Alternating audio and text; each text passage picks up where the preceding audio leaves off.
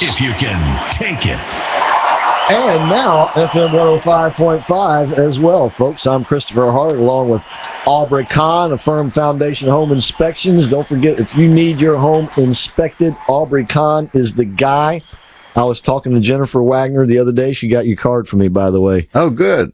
And she's a realtor, and they had a home inspection done, and the guy didn't do his job right. I guess he didn't get up on the roof, so he didn't see some hole going on up there. Stuff happens. Yeah, it ended up costing her client $800. I see. That's why if the roof is steep, I don't go up there. I send up a drone. There you go. And so we have a 4,000 DPI camera on there. In other words, I can be 100 feet up off the roof with that drone, and I can focus in on it and enlarge it on my computer, and it's like I'm standing on the roof. That's the detail we get. Is that the one you used down at that place down there in Kissimmee, the Cypress Cove or whatever it is? No.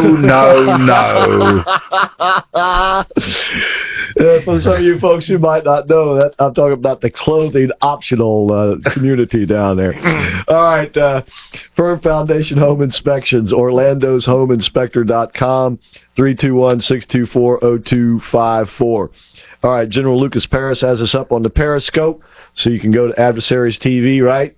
Yep, on YouTube, type in Adversaries TV. We already have 2 segments up. All right. And let's see, Jeff's on the bridge, 407-774-8255 is the number. And we take pride in the fact that we get kicked off quiet cars. How about that, Chris Christie? Yeah. All right, let's go. I'll tell you what, he must have been hard to push. All right, let's go to Diane. Hey, Diane, how you doing tonight? Hey, you guys. I'm here to report in on what happened yesterday down at the convention center in Orlando. For the response, is that the movie? Yes. No. This was a gathering of pastors, wasn't it? Pastors, intercessors, anybody that wanted to go spend 7 hours praying for our state and our country. Well, tell us how it went. Tell us what happened. It was amazing. There was thousands of people there. The room was filled. That's a pretty big place. Oh, yeah, it is. And it was fasting, and it was nonstop. Praise, worship, and prayer, and there was hundreds of people up there talking about their experiences mostly, and praying for each different category. Schools, military, the government, pick a thing. Everything was covered, and it was draining. It was quite amazing. Were there pastors from all over the country there? There were pastors from all over the state. I don't know anybody that was up there. My daughter checked it out because she went with me, and when we got home, she checked it out online, and she said Bobby Jindal was there. Yeah. Rick Scott was there. Okay. And he opened it up. It was his call to open this up in Orlando and for the state of Florida. This event it happened in South Carolina 2 weeks prior to the murders in Charleston. Right. And so South Carolina. You Texas, said hold on. You said this event happened 2 weeks prior to that church killing? Yep. Huh. I wonder. That might have had something to do with the response they got from the families, the forgiving response. Is that what you're? Yeah. And because they said, Al Sharpton called and said he was going to go, and they not only said no, they said hell no. Yeah. Yeah, he's getting his reputation as a shakedown man is now just now getting around the hood, but they're starting to get it, I think. I think so. Yeah, but the fact it was pretty amazing, and so I think at least Florida's covered. Yeah. Well, it's not surprising that I didn't see a thing about it in the newspaper today. Well, it wasn't advertised, and I don't even know how I got an invitation, but there you go. Yeah, well, that's the sort of thing you'd think our local news media would be on top of. They didn't want it.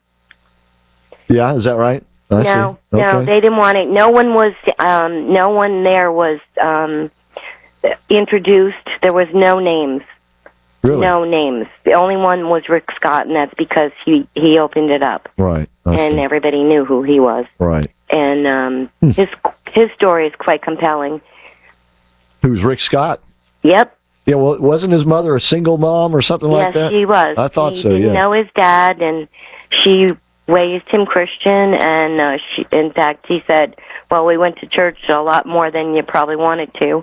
And, yeah, his story was amazing. That's the most personable that I've ever seen the man. He was relaxed in that setting. Completely. It was really cool. Yeah. All right, well, excellent reporting. Thanks, Diane, and thanks for going. God bless you for that. And I have another thing. My daughter and her family are going on the cruise with us.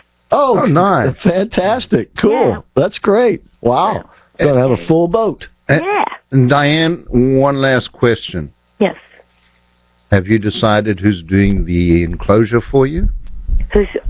No. No. Okay. Just keep me informed. I'd love to check up on it for you. If somebody ever calls me back, I'll be American. Uh-oh. There you go. I'll give you a phone number to call.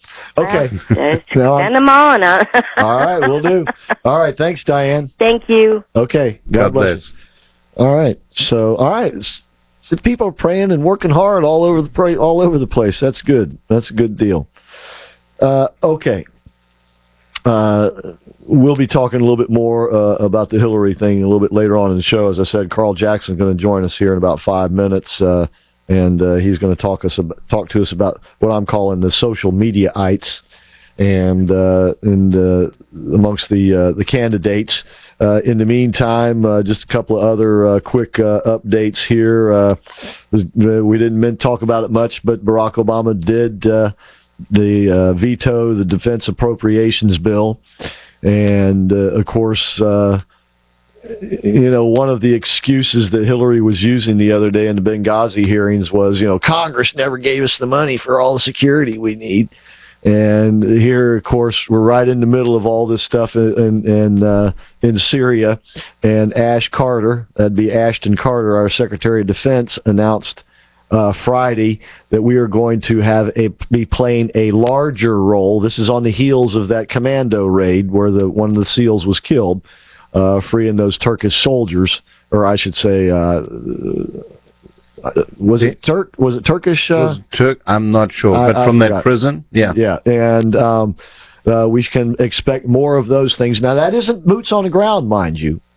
No, it's in an advisory capacity. Well, I was going to say that they're wearing their tennis shoes, I guess. But he said we can expect. So this is on the heels of course, the Russians up in the ante in Syria by bringing in some of their special ops guys down from the Ukraine, and so it's getting dicier and dicier over there, and ISIS has issued a threat against Israel. We'll be taking this up with Abe Katzman on the show tomorrow. But now the Islamic State, where they have yet to really focus their attention on Israel, seems to be turning more and more in that direction. And so that situation over there is only sure to deteriorate, at least in the short term. They'll have Iran's backing. Yeah. And they'll have the Russians backing. Right. Yep. And, of course, they will use Hamas. Yep. And the appropriations bill basically set the spending targets. It's not going to shut down the Defense Department or something like that.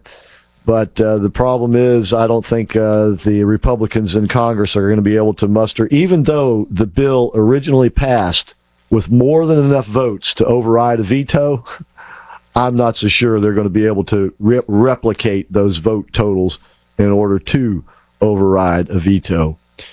In another, what appears to be at the end of the day, a staged event, Paul Ryan has been elevated, it looks now, to be Speaker of the House.